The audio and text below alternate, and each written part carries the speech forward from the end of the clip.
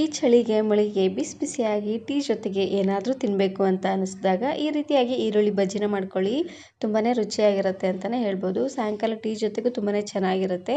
ಹಾಗೆಯೇ ಯಾವುದಾದ್ರೂ ಟಿಫನ್ ಜೊತೆಗೂ ಸಹ ನೀವು ಇದನ್ನು ಸರ್ವ್ ಮಾಡ್ಕೊಬೋದು. ತುಂಬಾ ರುಚಿಯಾಗಿರುತ್ತೆ ಅಂತಲೇ ಹೇಳ್ಬೋದು. ಹಾಗಾದರೆ ಬನ್ನಿ ತಡ ಮಾಡಿದ ರೆಸಿಪಿನ ಶುರು ಮಾಡೋಣ. ಇದನ್ನು ಮಾಡಲಿಕ್ಕೆ ಮೊದಲು ನಾನಿಲ್ಲಿ ಒಂದು ಅಗಲವಾಗಿರುವಂತಹ ಪಾತ್ರೆಗೆ 1 ಕಪ್ ಆಗುವಷ್ಟು ಕಡಲೆ ಹಿಟ್ಟನ್ನು ಚೆನ್ನಾಗಿ ಜಲ್ಡಿ ಹಿಡಿದು ತಗೊಂಡಿದ್ದೀನಿ. ಹಾಗೆಯೇ ಇದಕ್ಕೆ ನಾನಿಲ್ಲಿ ಮೀಡಿಯಂ ಸೈಜ್ 4 ರಿಂದ 5 ಈರುಳ್ಳಿನ ಈ ರೀತಿಯಾಗಿ ಸಣ್ಣದಾಗಿ ಕಟ್ ಮಾಡಿ ಹಾಕೊಳ್ತಾ ಇದ್ದೀನಿ.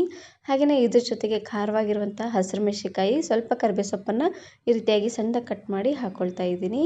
ಇದಕ್ಕೆ ಈರುಳ್ಳಿ ಸ್ವಲ್ಪ ಜಾಸ್ತಿ ಅನ್ನೋಂಗೆ ಹಾಕೊಳ್ಳಿ, ರುಚಿ ಅಂತೂ ತುಂಬಾ ಚೆನ್ನಾಗಿ ಬರುತ್ತೆ. ಲಾಸ್ಟಲ್ಲಿ ಇದಕ್ಕೆ 1 ಚಿಟಿಕೆ ಆಗುವಷ್ಟು ಅಡುಗೆ ಸೋಡಾನ ಹಾಕೊಳ್ತಾ ಇದ್ದೀನಿ. ಅಡುಗೆ ಸೋಡಾನ ಹಾಕೋದ್ರಿಂದ ಬಜ್ಜಿ ಬೋಂಡ ಅಂತೂ ತುಂಬಾ ಚೆನ್ನಾಗಿ ಸಾಫ್ಟಾಗಿ ಬರುತ್ತೆ. ಹಾಗೆಯೇ ಪಳ್ಳಾಗಿ ಬರುತ್ತೆ, ಗಟ್ಟಿ ಆಗೋದಿಲ್ಲ. 1 ಚಿಟಿಕೆ ಆಗುವಷ್ಟು ಅಡುಗೆ ಸೋಡಾನ ಹಾಕ್ಕೊಂಡ್ರೆ ಸಾಕಾಗುತ್ತೆ. ಜಾಸ್ತಿ ಹಾಕ್ಬಿಟ್ರೆ ಎಲ್ಲ ಬಜ್ಜಿನೂ ಎಣ್ಣೆ ಕುಡಿಯುತ್ತೆ. ಹಾಗಾಗಿ ಇದಕ್ಕೇ ರುಚಿಗೆ ತಕ್ಕಷ್ಟು ಉಪ್ಪನ್ನು ಹಾಕೊಳ್ತಾ ಇದ್ದೀನಿ. ಹಾಗೆಯೇ 1 ಚಮಚ ಆಗುವಷ್ಟು ಅಜ್ವಾಯಿನ ಅಂದರೆ ಓಂ ಕಾಳನ್ನು ಕೈಯಿಂದ ಈ ರೀತಿಯಾಗಿ ಕ್ರಷ್ ಮಾಡಿ ಹಾಕೊಳ್ತಾ ಇದ್ದೀನಿ. ಈ ರೀತಿಯಾಗಿ ಕೈಯಿಂದ ಕ್ರಷ್ ಮಾಡಿ ಹಾಕೊಳ್ಳಿ, ಫ್ಲೇವರ್ ತುಂಬಾ ಚೆನ್ನಾಗಿ ಬರುತ್ತೆ. ಇವಾಗ ನಾನಿಲ್ಲಿ ಎಲ್ಲನೂ ಒಂದು ಸಾರಿ ಚೆನ್ನಾಗಿ ಇದನ್ನು ಮಿಕ್ಸ್ ಮಾಡ್ಕೊಳ್ತಾ ಇದ್ದೀನಿ. ಈರುಳ್ಳಿಯಲ್ಲೇ ಸ್ವಲ್ಪ ನೀರಿನ ಅಂಶ ಎಲ್ಲ ಇರುತ್ತೆ ನೋಡಿ. ಹಾಗಾಗಿ ಮೊದಲು ಈ ರೀತಿಯಾಗಿ ಚೆನ್ನಾಗಿ ಇದನ್ನು ಕಲಿಸ್ಕೊಂಡಾದ್ಮೇಲೆ ಇವಾಗ ನಾನಿಲ್ಲಿ ಸ್ವಲ್ಪ ಅನ್ನೋಂಗೆ ನೀರನ್ನು ಹಾಕ್ಕೊಂಡು ಕಲಿಸ್ಕೊಳ್ತಾ ಇದ್ದೀನಿ. ಹಿಟ್ಟು ಪೂರ್ತಿ ಗಟ್ಟಿಯಾಗೂ ಬೇಡ, ಪೂರ್ತಿ ತೆಳ್ಳದಾಗೂ ಬೇಡ, ಅದ್ದಿ ಬಿಡೋ ಥರ ಇರಬೇಕು ನೋಡಿ. ಬೋಂಡ ಎಲ್ಲ ಬಿಡ್ತೀವಿ ನೋಡಿ, ಆ ರೀತಿಯಾಗಿ ಆ ಕನ್ಸಿಸ್ಟೆನ್ಸಿಲಿದ್ದರೆ ಸಾಕಾಗತ್ತೆ ನೋಡಿ. ಈ ರೀತಿಯಾಗಿ 1 ರಿಂದ 2 ನಿಮಿಷವರೆಗೂ ಚೆನ್ನಾಗಿ ಇದನ್ನು ಮಿಕ್ಸ್ ಮಾಡ್ಕೊಳ್ತಾನೆ ಹಿಟ್ಟನ್ನು ಕಲಿಸ್ಕೊಳ್ಬೇಕಾಗತ್ತೆ. ಈ ರೀತಿಯಾಗಿ ಮಾಡೋದ್ರಿಂದ ಪಳ್ಳಾಗಿ ತುಂಬಾ ಚೆನ್ನಾಗಿ ಬರುತ್ತೆ ಎಲ್ಲ ಬಜ್ಜಿಗಳು. ನೋಡ್ತಾ ಇದ್ದೀರಲ್ವ, ಇಷ್ಟು ಗಟ್ಟಿ ಆದರೆ ಸಾಕಾಗುತ್ತೆ. ಪೂರ್ತಿ ಗಟ್ಟಿನೂ ಬೇಡ, ಪೂರ್ತಿ ತೆಳ್ಳದಾಗೂ ಬೇಡ. ಪೂರ್ತಿ ತೆಳ್ಳದಾಗ್ಬಿಟ್ರೆ ಪೂರ್ತಿ ಅಲ್ಚಿ ಥರ ಆಗಿಬಿಡತ್ತೆ, ಚೆನ್ನಾಗಿ ಬರೋದಿಲ್ಲ. ಪೂರ್ತಿ ರೌಂಡ್ ಶೇಪಾಗಿ ಚೆನ್ನಾಗಿ ಬರಬೇಕು ಅಂದರೆ ಈ ರೀತಿಯಾಗಿ ಹಿಟ್ಟನ್ನು ಕಲಿಸ್ಕೊಂಡ್ರೆ ಸಾಕಾಗುತ್ತೆ. ಇವಾಗ ನಾನಿಲ್ಲಿ ಕಾದಿರುವಂತಹ ಎಣ್ಣೆಗೆ ಒಂದೊಂದೇ ಬಜ್ಜಿನ ಹಾಕ್ಕೊಳ್ತಾ ಇದ್ದೀನಿ. ಪೂರ್ತಿ ದೊಡ್ಡದಾಗೂ ಬೇಡ, ಪೂರ್ತಿ ಸಣ್ಣದಾಗೂ ಬೇಡ, ಮೀಡಿಯಮ್ ಸೈಜಲ್ಲೇ ಬಜ್ಜಿನ ಹಾಕ್ಕೊಳ್ತಾ ಇದ್ದೀನಿ. ಪೂರ್ತಿ ದೊಡ್ಡದಾಗ್ಬಿಟ್ರೆ ಒಳಗಡೆ ಚೆನ್ನಾಗಿ ಬೇಯೋದಿಲ್ಲ.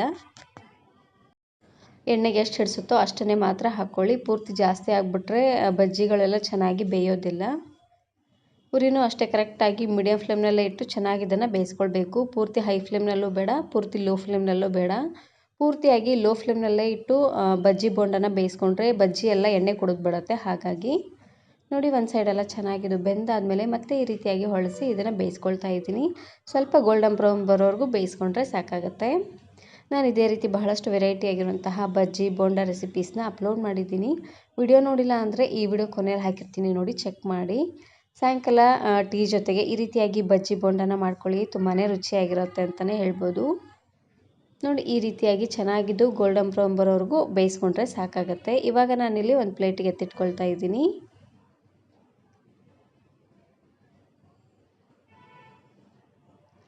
ರೋಡ್ ಸೈಡು ಅಂಗಡಿಗಳಲ್ಲೆಲ್ಲ ಇದೇ ರೀತಿಯಾಗಿ ಬಜ್ಜಿನ ಮಾಡ್ಕೊಳ್ತಾರೆ. ಅವರು ಯಾವ ಎಣ್ಣೆಲಿ ಕರೆದಿರ್ತಾರೋ ಏನೋ. ಹಾಗಾಗಿ ಒಂದು ಸಾರ್ತಿ ಈ ರೀತಿಯಾಗಿ ಸಾಯಂಕಾಲ ಟೀ ಜೊತೆಗೆ ಈ ರೀತಿಯಾಗಿ ಬಜ್ಜಿನ ಮಾಡ್ಕೊಳ್ಳಿ, ತುಂಬಾ ರುಚಿಯಾಗಿರುತ್ತೆ. ಏನಿಲ್ಲ ಅಂದರೂ ಒಂದು 10 ನಿಮಿಷದಲ್ಲೇ ಬಜ್ಜಿನ ಮಾಡ್ಕೊಂಡ್ಬಿಡ್ಬೋದು. ಒಂದು ಸೈಡು ಟೀ ಮಾಡಲಿಕ್ಕೆ ಇಟ್ಟು ಇನ್ನೊಂದು ಸೈಡು ಈ ರೀತಿಯಾಗಿ ಬಜ್ಜಿನ ಮಾಡ್ಕೊಳ್ಳಿ, ತುಂಬಾ ಚೆನ್ನಾಗಿರುತ್ತೆ. ನೋಡ್ತಾ ಇರ್ಬೋದು ಎಷ್ಟು ಚೆನ್ನಾಗಿ ಬಂದಿದೆ ಅಂತ. ಇವಾಗ ಉಳಿದಿರುವಂಥ ಹಿಟ್ಟಲ್ಲೇ ಇದೇ ರೀತಿಯಾಗಿ ಬಜ್ಜಿನ ಬಿಟ್ಕೊಂಡ್ರೆ ಆಯಿತು. ತುಂಬಾ ರುಚಿಯಾಗಿರುವಂತಹ ಈರುಳ್ಳಿ ಬಜ್ಜಿ ರೆಡಿಯಾಗಿ ಹೋಗ್ಬಿಡತ್ತೆ. ಈ ಬಜ್ಜಿಗೆ ಈರುಳ್ಳಿನ ಸ್ವಲ್ಪ ಜಾಸ್ತಿ ಅನ್ನೋಂಗೆ ಹಾಕ್ಕೊಳ್ಳಿ, ಚೆನ್ನಾಗಿರುತ್ತೆ.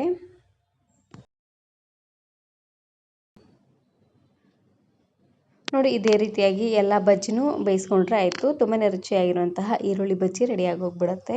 ಇದನ್ನು ನೀವು ಸಿಂಪಲ್ಲಾಗಿ ಅನ್ನ ಸಾಂಬಾರು, ಅನ್ನ ರಸಮು, ಇಲ್ಲಾಂದರೆ ಚಿತ್ರಾನ್ನ ಇದ್ದರೆ ಅದ್ರ ಜೊತೆಗೆ ಸೈಡ್ ಡಿಶ್ ಆಗಿ ಇದನ್ನು ಮಾಡ್ಕೊಳ್ಬೋದು, ಚೆನ್ನಾಗಿರುತ್ತೆ. ಹಾಗೆಯೇ ಮನೆಗೆ ಯಾರಾದರೂ ತಕ್ಷಣಕ್ಕೆ ಗೆಸ್ಟ್ ಬಂದರೆ ಈ ರೀತಿಯಾಗಿ ಬಜ್ಜಿ ಮಾಡಿ ಯಾವುದಾದ್ರೂ ಟಿಫನ್ ಐಟಮ್ಸ್ನ ಮಾಡಿ ಕೊಟ್ಟರೆ ಆಯಿತು. ತುಂಬಾ ಇಷ್ಟಪಟ್ಟು ತಿಂತಾರೆ ಅಂತಲೇ ಹೇಳ್ಬೋದು.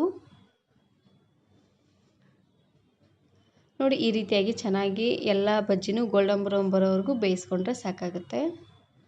ಉರಿನ ಕರೆಕ್ಟಾಗಿ ಮೀಡಿಯಮ್ ಫ್ಲೇಮ್ನಲ್ಲೇ ಇಟ್ಟು ಬೇಯಿಸ್ಕೊಳ್ಬೇಕು. ನಾನಿವತ್ತು ಈ ಬಜ್ಜಿನ ಮಂಡಕ್ಕಿ ಜೊತೆಗೆ ಸರ್ವ್ ಮಾಡ್ಕೊಳ್ತಾ ಇದ್ದೀನಿ, ಅಂದರೆ ಮಂಡಕ್ಕಿ ಒಗ್ಗರಣೆ ಜೊತೆಗೆ ಸರ್ವ್ ಮಾಡ್ಕೊಳ್ತಾ ಇದ್ದೀನಿ. ಮಂಡಕ್ಕಿ ಒಗ್ಗರಣೆನ ಯಾವ ರೀತಿ ಮಾಡೋದು ಅಂತ ಆಲ್ರೆಡಿ ಅಪ್ಲೋಡ್ ಮಾಡಿದ್ದೀನಿ. ವಿಡಿಯೋ ನೋಡಿಲ್ಲ ಅಂದರೆ ಈ ವಿಡಿಯೋ ಕೊನೆಯಲ್ಲಿ ಹಾಕಿರ್ತೀನಿ ನೋಡಿ, ಚೆಕ್ ಮಾಡಿ. ಈ ವಿಡಿಯೋ ಇಷ್ಟ ಆದರೆ ಈಗಲೇ ಒಂದು ಲೈಕ್ ಬಟನನ್ನು ಕ್ಲಿಕ್ ಮಾಡಿ, ಫ್ರೆಂಡ್ಸ್ ಆ್ಯಂಡ್ ಫ್ಯಾಮಿಲಿ ಜೊತೆಗೆ ಶೇರ್ ಮಾಡಿ.